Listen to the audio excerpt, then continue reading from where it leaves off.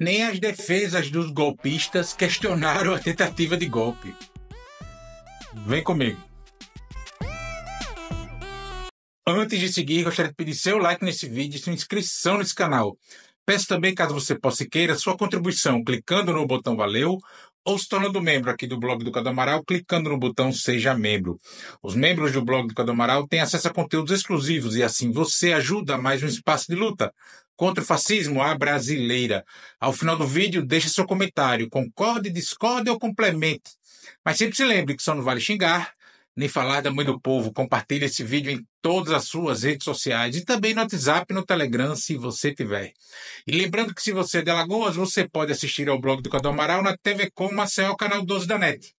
Se você não é de Alagoas, você pode assistir a TV Com no link que está na descrição desse vídeo. Obrigado. Terça-feira, 25 de março, eu gravo este vídeo às 6 horas da tarde ou da noite, enfim. E nesta terça-feira histórica, tivemos o início do julgamento dos golpistas. Na primeira leva, o núcleo apontado pela Procuradoria-Geral da República como se fosse o cérebro da trama golpista. Mas ainda estamos somente na análise para saber se o STF recebe ou não a denúncia da Procuradoria-Geral da República. Mas uma coisa é certa, e vimos isso durante essa sessão desta terça-feira na primeira turma do Supremo Tribunal Federal. Ninguém mais questiona que houve uma tentativa de golpe de Estado no Brasil. Nem mesmo os advogados de defesa dos denunciados nessa primeira sessão da primeira turma do STF para decidir sobre o recebimento da denúncia por golpe de Estado ousaram dizer o contrário. No máximo, jogaram ali que o cliente do advogado da vez não teve participação, mas não que não houve a tentativa de golpe, porque isso é incontestável. O que tenta fazer agora é dar aquela minimizada no envolvimento dos seus clientes. Mas a verdade já está escancarada. E por que isso é tão importante? Porque quando até mesmo a defesa jurídica de Jair Bolsonaro e seu núcleo de aliados precisa aceitar que houve uma tentativa de golpe, significa que não há mais margem para relativizações ou narrativas revisionistas. O golpe, a tentativa de golpe, melhor dizendo, foi um fato. O que se discute agora é quem participou diretamente, quais punições cabe a cada envolvido e como garantir que esse tipo de atentado contra a nossa democracia, mesmo essa, liberal, frágil, nunca mais ocorra no Brasil. E podemos ver que houve algum grau de unificação nas defesas também, tá? De questionar o rito processual, de que outros que meteram e outros também que meteram que não tem nada a ver com isso, enfim. Mas o centro foi o questionamento do rito processual e a delação do Mauro Cid como se aquilo fosse o centro da denúncia da Procuradoria-Geral da República. Quando até advogados de Bolsonaro e do núcleo central da intentona golpista, digamos assim, evitam negar que houve tentativa de golpe, isso significa que a materialidade do crime está mais do que comprovada. Inclusive, o jurista Pedro Serrano, professor de Direito, um dos principais advogados do país, destacou isso nas redes sociais, né? Os advogados foram técnicos, estratégicos, mas nem sequer tentaram dizer que o golpe não aconteceu, porque simplesmente não dá. Provas são abundantes, os documentos coletados pela Polícia Federal são irrefutáveis e a própria cronologia dos eventos escancara como um grupo agiu de forma coordenada para tentar impedir a posse de Lula e reverter o resultado legítimo das eleições. Inclusive, o advogado de Jair Bolsonaro teve a pachorra de dizer que não houve tentativa de derrubar o governo legitimamente eleito porque ainda era o governo de Jair Bolsonaro. Faça o favor, que argumento esdrúxulo, nem na mesa do bar.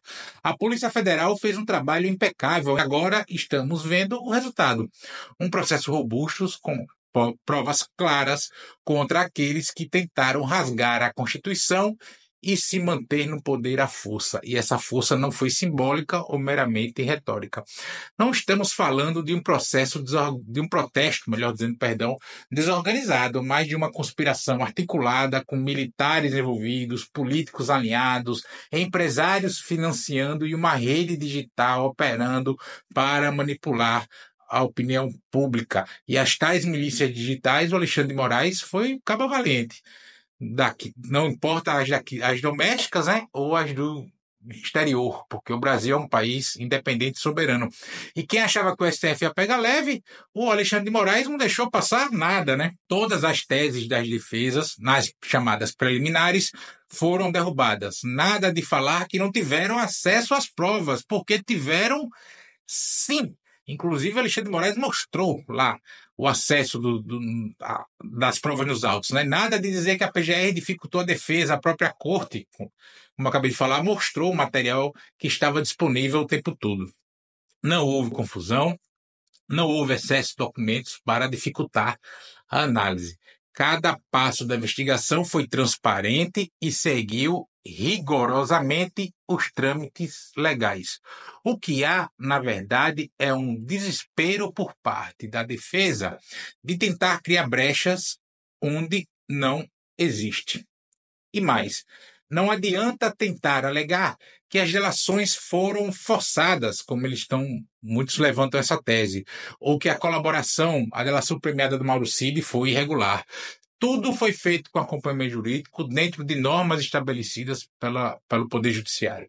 Não sobrou espaço para argumentação frágil.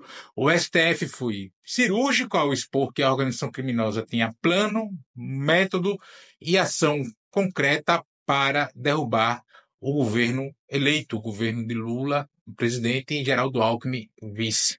E isso é o ponto central. Não se trata apenas de palavras ao vento, de discursos inflamados ou de bravatas. Foram ações objetivas, reuniões estratégicas, planos detalhados para invalidar a eleição e manter Jair Bolsonaro no poder, mesmo sem o apoio popular e sem respaldo institucional. Inclusive, os ministros deixaram claro que agora, se aceitada a denúncia, que será aceita, cabe a prova, o ônus da prova é da Procuradoria. Deixaram isso evidente, claríssimo, para quem quisesse ouvir. E olha que esse dado é também importante, tá? Entre os presos nos atos de 8 de janeiro, a maioria de homens e tem menos de 60 anos. Então a tese das velhinhas com Bíblia caiu por terra. Não foi só um grupo de velhinhos desavisados ou cidadãos comuns que foram ali sem saber o que estavam fazendo. Todo mundo que estava em Brasília naquele dia estava ali para dar um golpe de Estado, contando que o Exército fosse tomar conta depois da confusão. Eram pessoas organizadas que tinham um propósito claro e participaram de uma tentativa de golpe, assim como os que estavam na frente dos quartéis nos estados, nas cidades brasileiras. Eles sabiam exatamente o que estavam fazendo e estavam dispostos a tomar o poder na marra. Isso precisa ser dito sem meias palavras. Outro ponto crucial: Bolsonaro e os demais denunciados serão réus a partir desta quarta-feira, 26 de março. Não há dúvida de que serão julgados, condenados e presos. A questão agora é como isso vai acontecer. Provavelmente veremos diferenças nas decisões do STF, dependendo da gravidade das ações de cada envolvido. Os operadores de baixo escalão, digamos assim, podem pegar penas menores, mas aqueles tidos como arquitetos da trama de golpe vão pagar mais caro. E mesmo nessa primeira leva desse primeiro núcleo, a gente deve ter ali diferenças no julgamento, tá, entre eles. E aí vale um alerta também. A defesa de Jair Bolsonaro começa a testar argumentos para tentar aliviar sua barra, tentando jogá-lo como alguém mal aconselhado ou desconectado das ações práticas. Uma grande besteira retórica para jogar para a horda, para as redes sociais, para as bolhas bolsonaristas, para manter a horda mobilizada.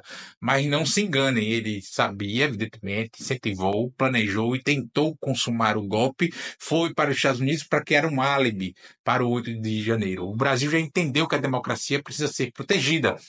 E quem atentar contra a nossa democracia precisa pagar o preço. E esse preço tem que ser alto, não pode ser baixo. O STF já deu mostras de que não aceitará desculpas esfarrapadas nem tentativas de relativizar o crime. Quem tentou quebrar a ordem democrática será punido com o rigor da lei. O cerco está se fechando. A tentativa de golpe de Estado de 2020, que começou em 2022 e teve seu ápice em 8 de janeiro de 2023, não será esquecido. E os responsáveis precisam ser punidos. É evidente que muitos vão escapar, muitos aí, principalmente que usam fardas, mas boa parte será punida. O Brasil precisa virar essa página com a justiça e o STF está deixando claro que não há espaço para impunidade, mesmo que não seja que alguns acabem impunes. É melhor alguma justiça do que nenhuma. Esse processo, gente, está só começando e em alguns meses vão começar, melhor dizendo, as condenações. Bolsonaro, Braga Neto, Augusto Helena e Companhia Limitada serão presos em poucos meses. E o Brasil agradece